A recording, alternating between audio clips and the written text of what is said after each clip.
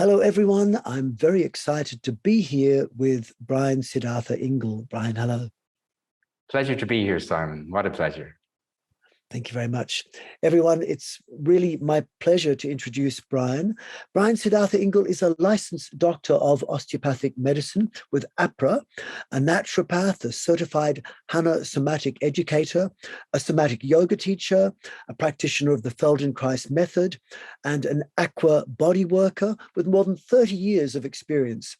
Brian is a co-founder of Living Somatics and the founder and program director of the Ingle Institute for Somatic Education. Brian, it's really an honor to be here discussing things with you and having you talk to us. Could we begin perhaps by you giving a bit of an outline to what are the principles of osteopathy? Not everyone's aware of them, and I'd love to hear your take on that. Sure. I just wanted to add one thing to my bio that I forgot to share with you, and that is that I'm working with somatic internal family systems, what we'll talk about a little at the end. But let's get right to osteopathy and the principles of osteopathy.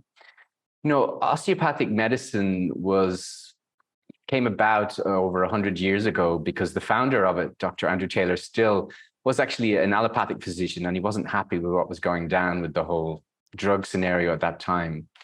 And he founded osteopathic medicine on some very holistic principles and very much in line with somatic principles, in fact. And that's why I was drawn into the somatic work, because it's very much in line with osteopathic principles. And the first one is, which is the beautiful somatic principle, that the body, mind, and spirit work as one functional unit. Osteopathy thinks of holism, and somatics is, in fact, is another word for holism. And the second main principle is that structure and function are intimately connected and intimately related. Some osteopaths work structurally, some work functionally. But the thing is, when you work with function, it changes structure. And when you work with structure, it changes function. So that's the second principle. And the third principle is, which is, of course, very much a somatic principle, that the body has an innate wisdom to heal itself, to correct itself, and the health is always present. It's just a matter of how do we remove the obstacles to the health so the self-healing mechanism can take place. And they are the three main principles of osteopathic medicine, classical osteopathic medicine. That's really beautifully put. It's wonderful to hear that, because I've spent lots of years studying at university, and what I didn't like about it was that it was so reductionist. So this sounds like such a beautiful holistic system. And, you know, I did physiotherapy, but I did it to sort of complement my understanding of yoga, which seemed holistic. But I wish I could have done osteopathy, because that would be much more in line with what I think yoga is. So that's fantastic. Thank you. Could you maybe explain to us a bit about what you mean by the fluid body, and what is the breath of life? Yeah, that's a good question. So Andrew Taylor Still, the founder, had a wonderful student called Dr. Sutherland, and he was the founder of cranial osteopathy. And he started working structurally initially with cranial osteopathy, feeling the bones and the movement of the cerebral spinal fluid and the motility of the brain in relation to the cranium bones and the sacrum, et cetera, et cetera. And he spent 40 years on this. And at one point in the last 10 years of his study, he started just not doing, but listening to the movement of the health in the system, which he coined the breath of life, because they were all very Christian guys, and that's a biblical term, the breath of life. And the breath of life, or the fluid body, refers to the inherent generative forces within an embryo as it's growing and developing. Those same generative forces are the regenerative forces, the exact same forces that heal us when we are a human out of the womb. So the fluid body is the expression of these generative forces. And as I spoke of before, some osteopaths work structurally, some osteopaths work functionally. And the beautiful part of the functional work in relation to Sutherland's discovery, and of course, one of his down the line in the lineage, Dr. James Jellis, who is my teacher, he referred to it as biodynamic osteopathy in the cranial field. he did this because an embryologist called Blake Smith started to look at embryology in a very different way, how these fluids, the movements of fluid fields, the protoplasm actually laid down the matrix for growth and development. So he saw that Blake Smith and himself were talking about the same thing. So biodynamic osteopathy looks more at embryology, while the structural osteopath will look more at structure, anatomy, and physiology, so like that. But I have to say that, osteopathy in its essence is a holistic science, and it's a philosophy, and it's based on philosophical principles and science. And also it's based on a very deep spiritual essence. Andrew Taylor Still said he saw the face of God in all his students. He was an incredibly loving man. And when he worked with his patients, he came from this place of seeing the face of God in his patients, the breath of life working through them. So in biodynamic osteopathy, rather than working structurally and listening to cranial bones moving and trying to correct them some way, we bow down in reverence to the breath of life under our hands. We wait, we listen, and we let the breath of life show itself, which is very akin. It can actually be felt with training, with a lot of training, with the osteopath's hands. And when it shows itself in its purity, you will be taken aback by it. You will almost fall off your chair. You will weep afterwards. And I have done that on occasion, because it is the movement of love in the system, which equates to the breath of life and the fluid body. And it's a beauty to behold. And those inherent forces, those same forces that grew us, are the exact same forces that heal us. Health is always present, even when there is dis-ease. It's just a matter of somehow, how do you remove the obstacles for disease so that the health can show itself and do what it does, which is self-healing. Wow, that to me sounds like what yoga is meant to really be about. It sounds to me like the exact opposite of what mainstream medicine is doing, with interfering, as opposed to what natural health should be, the body healing itself. That was so beautifully said. Brian, could you in that case tell us what you think is the formula for healing, and how does embodiment or somatic awareness play a role in that healing? Yes, that's a very good question. Just to say right out, it's not my formula for healing. It's the osteopathic profession, or at least classical osteopathic profession's formula for healing, which is health plus disease equals healing, or self-healing. There are no healers. There are only those who create conditions for self-healing to take place. And when I spoke about health and the fluid body, that's what I was referring to. That is health. It's always present, as I said, and it moves to disease. So self-healing takes place. Now, your question related to embodiment and somatic awareness, I feel I could suggest that would make that formula a little bit more complete if we added embodiment to it. So we have health plus disease plus embodiment equals self-healing.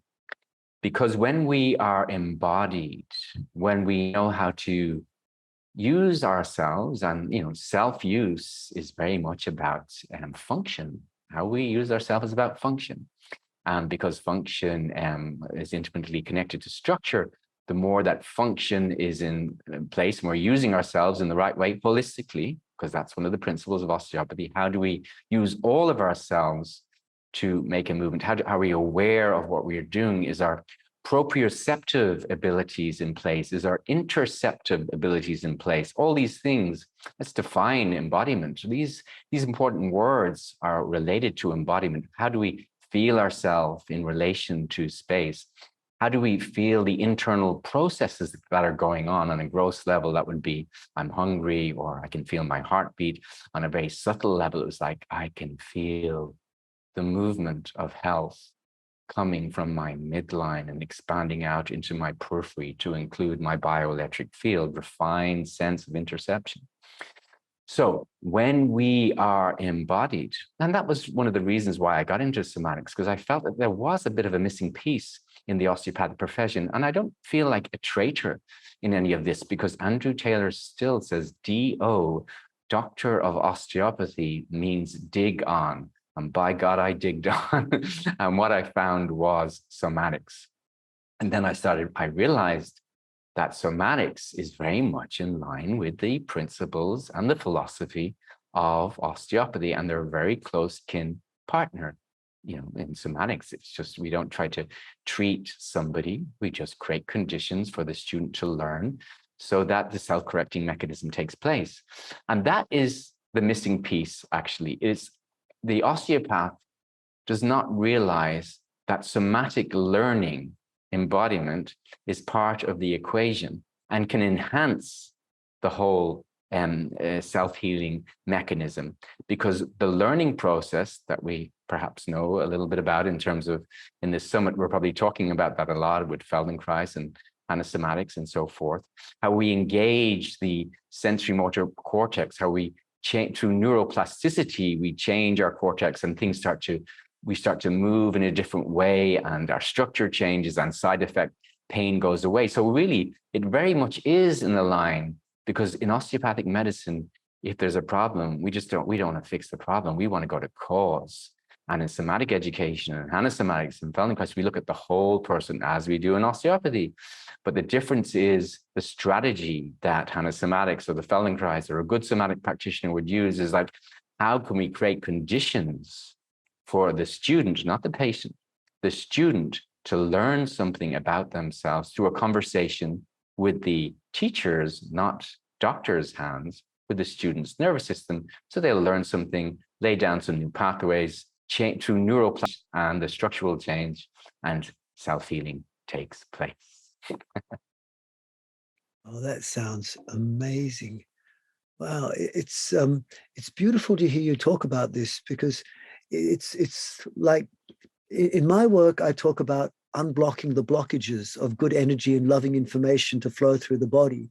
So you're doing this in your work to actually allow self-healing to take place in a natural way, because that's what the body's doing.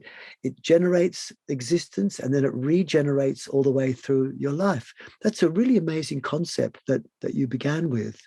And I'm actually really, I want to delve into that. That's quite amazing. That concept is so pivotal to the biodynamic osteopathic and osteopath in the cranial fields.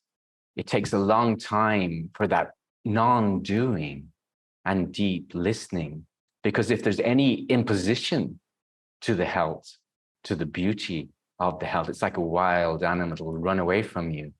But if you just listen with a non-doing and a listening touch and wait, in time, the health shows it, and it does what it does. It has its, what we call, an inherent treatment plan.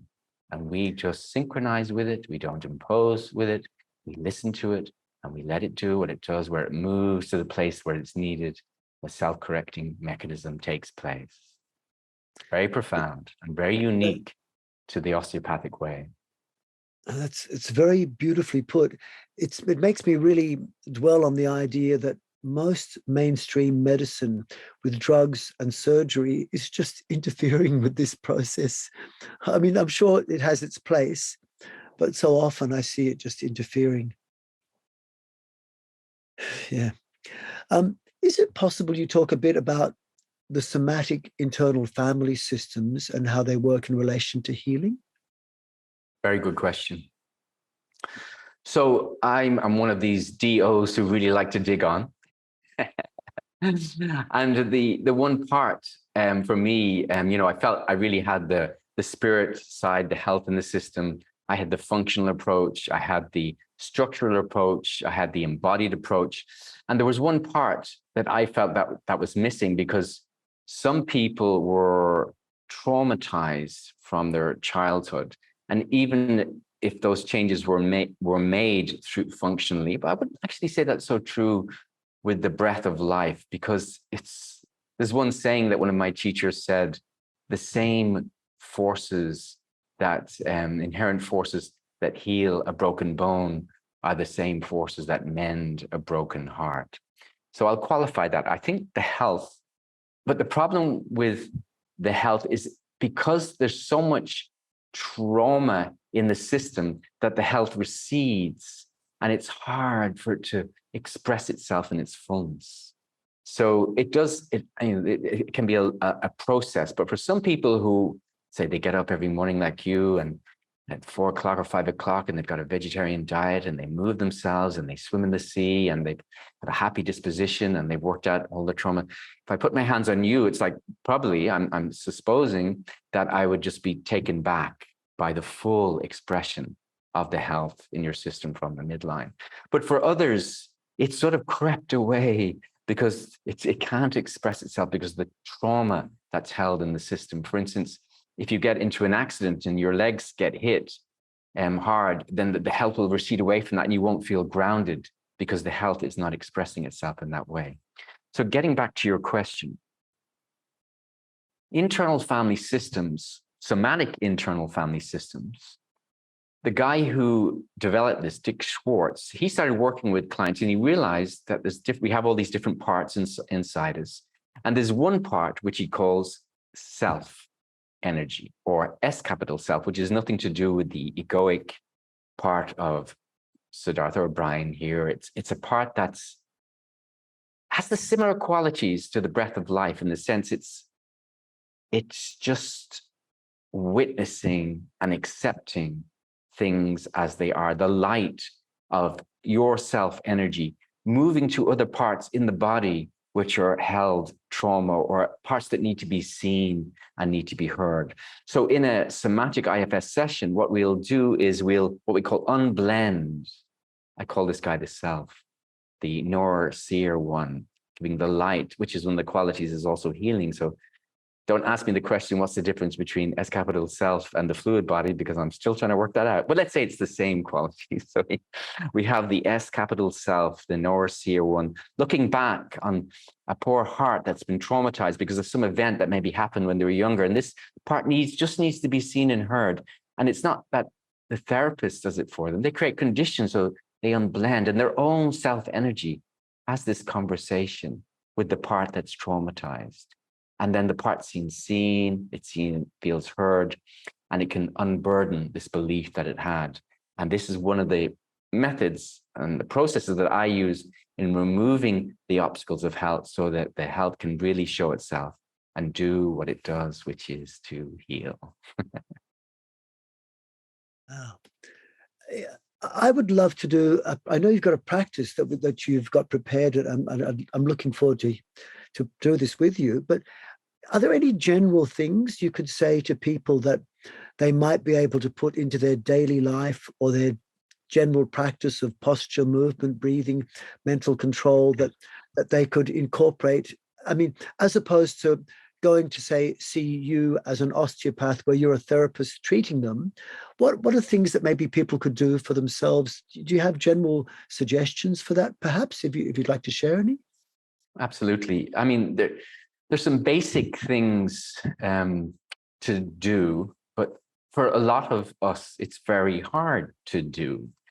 Most of us, Simon, are not like you, and they've got a very disciplined practice, and they can get up at 5 a.m. and they can do their practice. They can once a year go down a well and fast for 8-9 days and have no problem doing that. You're an exception to the rule.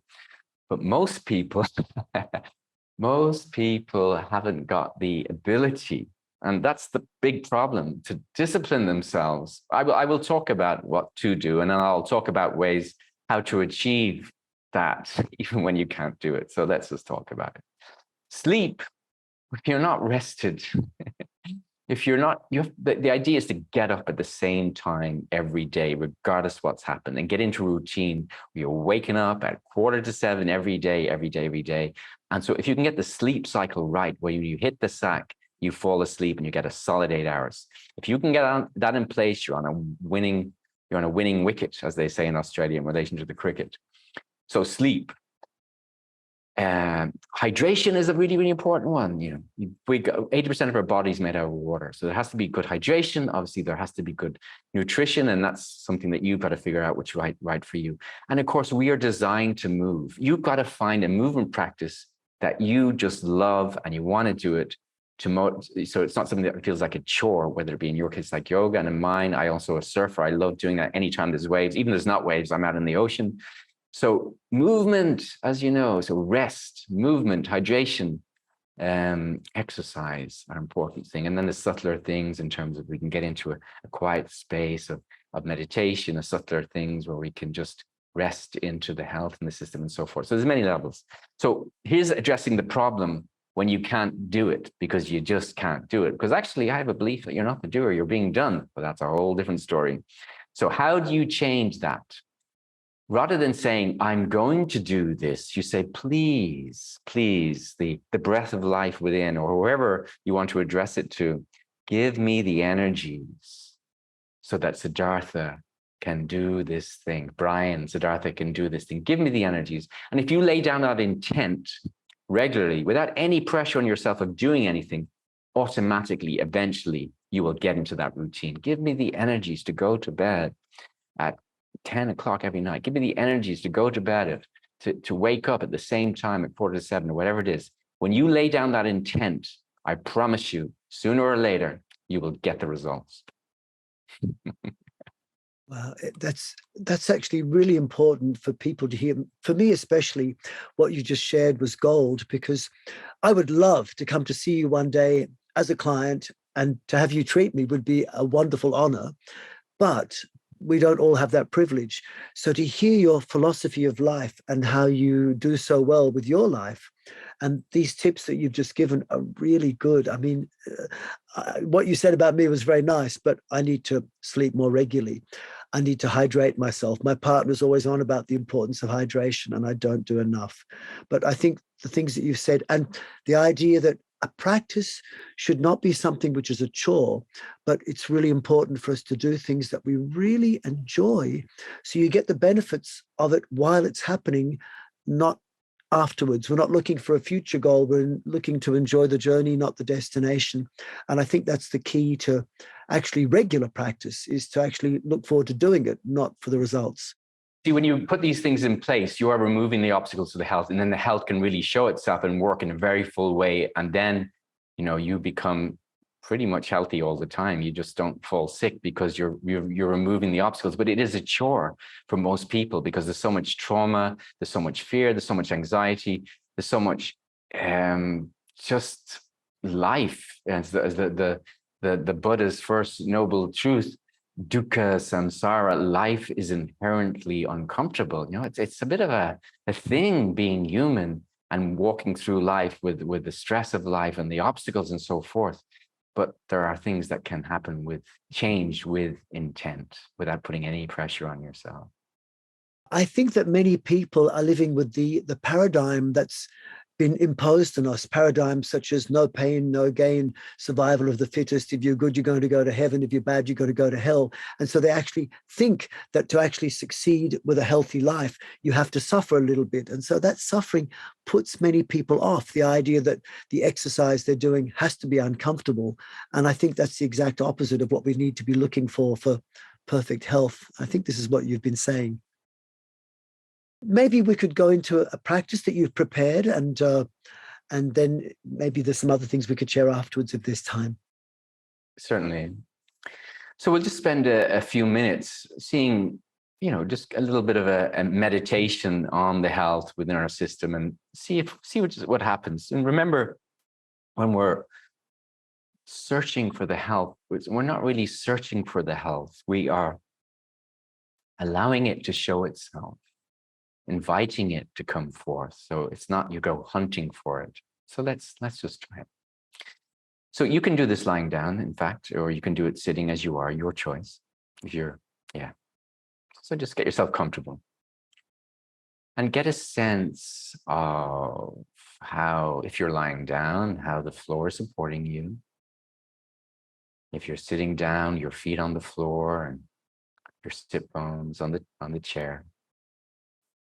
Come into the somatic sense of wholeness, meaning you as a living being, a three-dimensional you, the length of you, the width of you, the depth of you, wholeness, wholeness.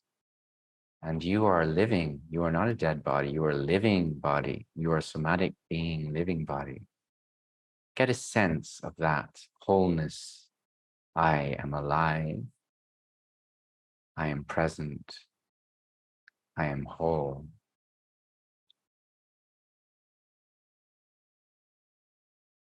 Let things start to settle down.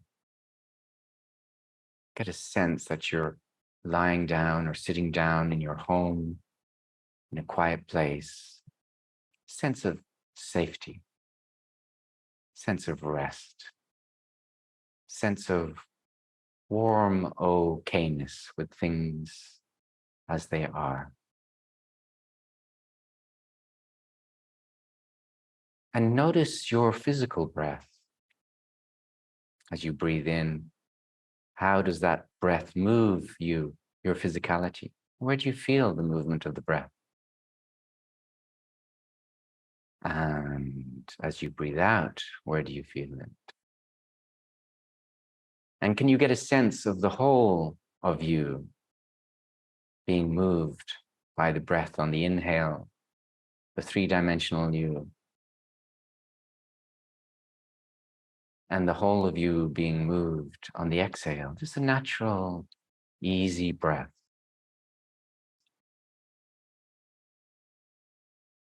And have your eyes closed. Make the breath, just the out breath, a little longer. And the next time that you breathe out, ask a simple question internally.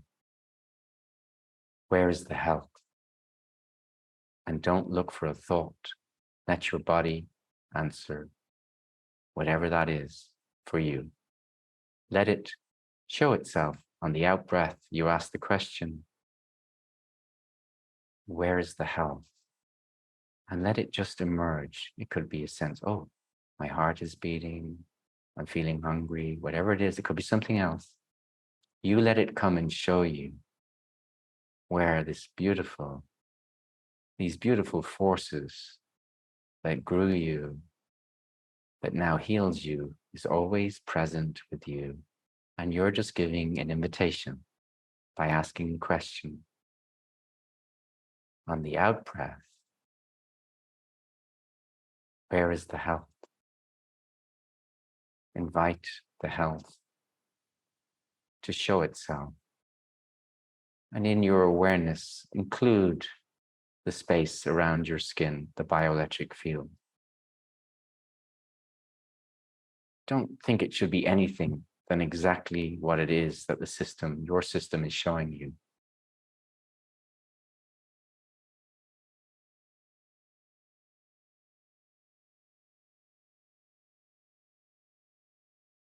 And when you go to sleep at night, when you're slowing things down, and you're bringing your attention to the breath and you're feeling the whole of yourself, ask that question, and the health will be working with you the whole night.